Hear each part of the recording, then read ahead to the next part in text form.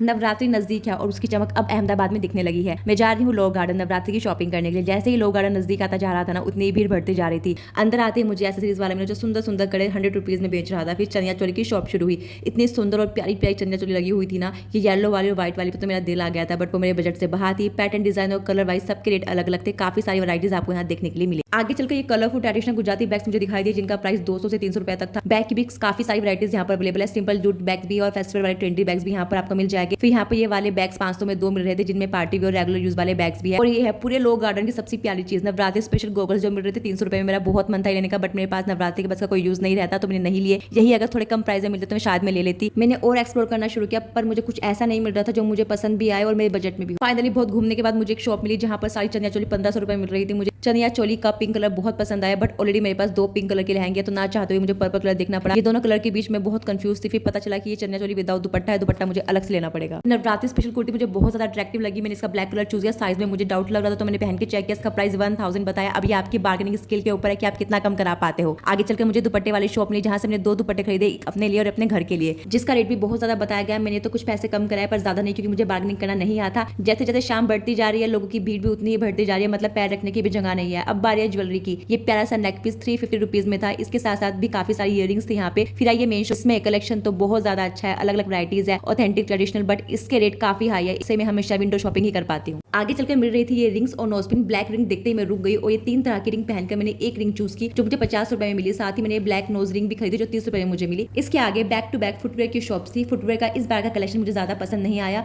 और जो footwear normal days में 250 रुपीज के मिलते हैं, वो 350 रुपीज के मिल रहे थे। मैंने अभी तक ज्वेलरी में कुछ नहीं खरीदा था, तो यहाँ मैंने नेक पीस और झुमके देखना शुरू किया, जिनमें से मुझे ये ब्लैक वाले पसंद आए। इस शॉप पर डेनिम की जैकेट्स मिल रही है। मैं गई थी तो लेने के इरादे से, लेकिन 1000 रुपए सुनकर मैं वापस आ गई, और ये रेट कम भी नहीं कर रहे थे। यहाँ पर सिंगल ब्लाउजेस और स्कर्ट भी मिल रहे थे। आप इंडिविजुअल लेकर मैचिंग भी करा सकते हो, पर शायद वो थोड़ा महंगा पड़ता है। ये है प्यारी प्यारी सी क्लिप्स, और साथ ही में मुझे ये पसंद आया, तो मैंने पहन के ट्राई किया। इसको क्या बोलते हैं मुझे नहीं पता, मैं तो कढ़ाई बोलती हूँ। ये था 400 रुपीज में एक पे, मतलब 2 कड़े बहुत ज्यादा सुंदर लग रहे थे, लेकिन महंगे की वजह से मैंने नहीं लिए। बाकी छोटे वाले 250 रुपीज में मिल रहे थे। ये ड्रेस देखो कितनी प्यारी और कलरफुल है, बस ब्लाउज थोड़ा बोल्ड है। इस बार लड़कों का कलेक्शन भी अच्छा खासा आया हुआ। बहुत प्यारे प्यारे कलरफुल कुर्ते यहाँ पर मिल रहे थे, जेठालाल स्टाइल वाले, क्योंकि इस बार मैं अकेली शॉपिंग करने निकली थी, थक भी गई थी और हाथ में सामान भी ज्यादा हो गया था रास्ते में जाते जाते। एक भैया ने 800 रुपए की लाइट 200 में मुझे दे दी। मुझे लेना नहीं था, लेकिन जब उन्होंने इतने पैसे कम कर लिए तो मैं मना भी नहीं कर पाई। 2 घंटे कैसे निकल गए पता ही नहीं चला। ऐसी और वीडियो के लिए do subscribe my channel. Bye bye.